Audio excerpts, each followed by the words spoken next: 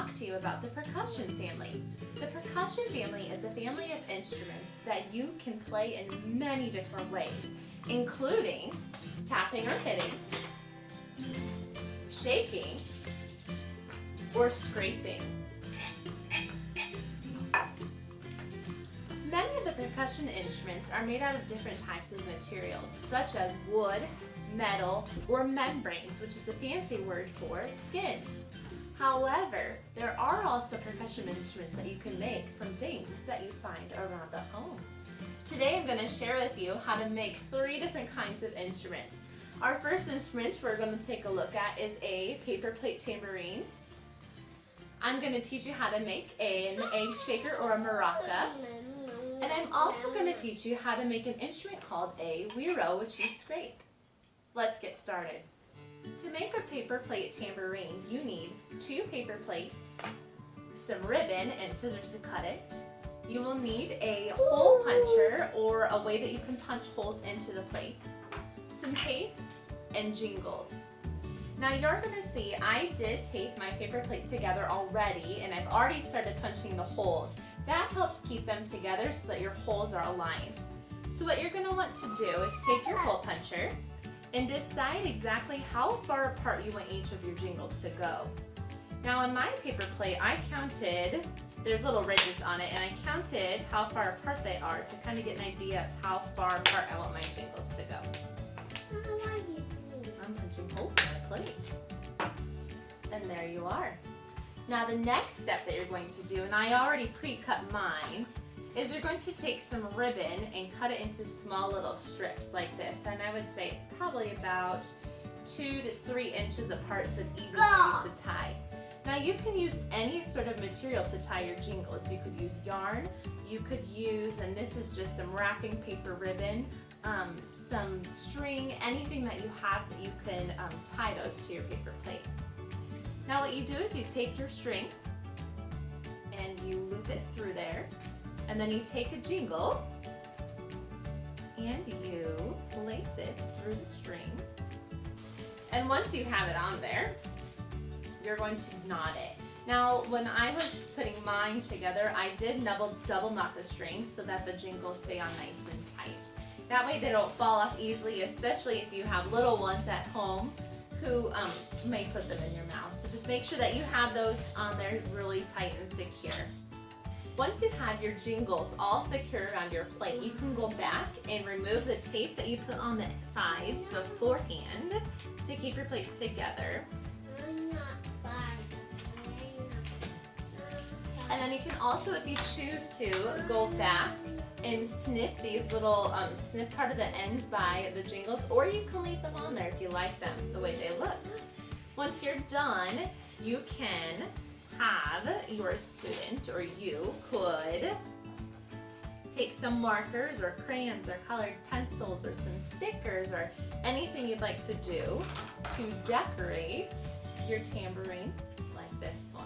Once you're done, you can tap it or shake it. Do you want to play? All right. Can you play your tambourine? For our next instrument, we're going to make an egg shaker or a maraca. What you need for this instrument is you will need a plastic egg. You will need 2 spoons if you choose to make a maraca. You will need some tape, and any sort of tape works. You will need something to fill your egg with, such as beads, we have some rice, and we also have some buttons, or anything else that's small that you can fit inside your egg that makes a shaking sound. And then you'll also need something to decorate it at the end. Now the first step to making a maraca or an egg shaker is to open up your egg. And then you'll need to decide what type of filler you'd like. And you might want to take some time to explore the different sounds that each of the different materials make. Now this maraca that I had previously made is filled with rice. So that gives you an idea of what kind of sound that is. Now we're going to fill it with beads to see what the sound is like. Can you help me? Yes. Can you shake the egg for us? You're going to hear that the beads make a completely different sound than the rice. Now we're gonna see what the buttons sound like. The buttons. Can you put those inside the egg? Oops, can you put the buttons inside the egg? Now when measuring out how many buttons or beads or rice to put in, I did use only half of the egg, just so that there was space for you to shut it easily, and then for you to also make sure that there's room for them to move and shake.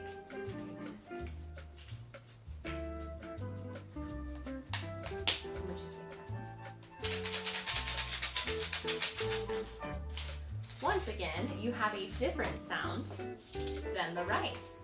So it really is up to you what you'd like inside of your instrument to have. Now, we've already made a maraca with rice, so we're gonna go ahead and make a second maraca with rice on the inside. Now, something to keep in mind with your plastic eggs, if you use something small like rice, is sometimes they do have little holes on the end. So you're gonna wanna take a little bit of tape and cover those holes so that all of that rice doesn't escape from your maraca.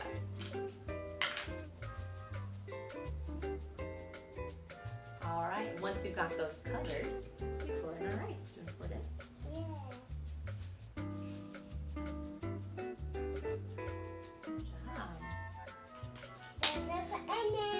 There's a little bit in there, that's okay.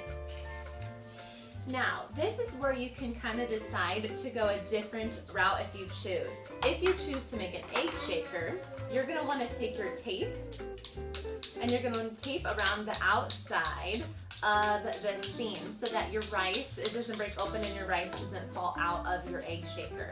Once you've done and you've taped all of that is when you can start decorating your egg shaker. But I'm going to go ahead and continue and show you how to make the maraca. So what you're going to do is you're going to take your 2 spoons with your egg and you are going to place your egg inside your spoons like this. Now what you're going to do is you're going to take your tape, and like I said before, any sort of tape works. We just happen to have some Scotch tape in our house. And you're going to continue taping all the way around until you've gotten to the other side. Now you can choose if you just want to put one strip around like I did right here. On this egg shaker, on this maraca, I did end up putting 2 layers, but for right now I'm just going to leave it with the 1. And I also went ahead and I taped the handle together just because there is a little bit of a gap there and they can be easily pulled apart. So I'm going to go ahead and put a little tape around the handle.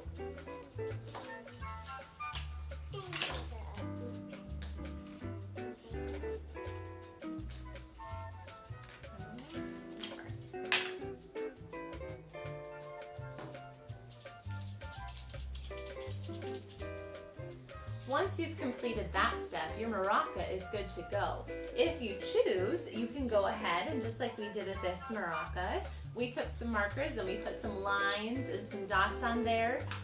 You can choose to use some stickers or any sort of way paint or any sort of material that you have to decorate at home. Gonna play them both? Have fun! The last instrument I'd like to show you how to make is a guiro. Now, a guiro is an instrument that has a body and then you also play it with a stick to make a scraping sound. Now the guiro that I made beforehand was made out of an old tomato sauce can, and I've been using a pen. You can use pencils, you can use spoons, you can use any sort of handheld material for you to scrape your guiro with. Now there are many different types of materials that you can use for the body of your guiro. I have a couple different options on my table to share with you. So you could use, and this is a barbecue sauce container, which has ridges, so you could use this for your scraping sound. I have another can that I'm going to share with you how to make with. And then I also have a plastic cup which has some ridges. Other materials that you could use that you might find around your home could be some sort of plastic bottle. I know many water bottles have ridges. really the options are endless. Just look around home, try to find something with some ridges on it that you can use, and then you get to go ahead and decorate. Which is why I have some markers and stickers at the table with me. Now this project is quite simple once you have the body of your instrument, and if you're using a container such as a barbecue sauce or a water bottle or a green bean can, you're going to want to make sure that it's empty first before you use it. So save up those things when you are done with them. So what I'm going to do is I'm going to take my metal can and I'm going to go ahead and I'm going to decorate my metal can however I like. If you choose to use something like a water bottle or a barbecue sauce container, how you decorate it could be a little bit different. You might use markers or paint, or some people, what they'll do is once the container is empty, they'll clear it all out. They'll drip a little bit of paint on the inside, and then they'll kind of swirl it around and shake it so that the whole inside of the bottle is what is painted. Now that is really a nifty way to do it, because since it is an instrument that you scrape, there is a possibility if you use paint on the outside of a material such as plastic or metal that the paint could chip. One thing I do want to mention, if you are using a metal can, please make sure that you have an adult check the inside of the can first so that there aren't any sharp edges still left over from when they were opened. Alright. Once your instrument is all decorated, you can take your stick or your pen or your pencil and you can go ahead and scrape it. Would you like to show them how to play it? You're going to use a straw. Should I show them how to play it?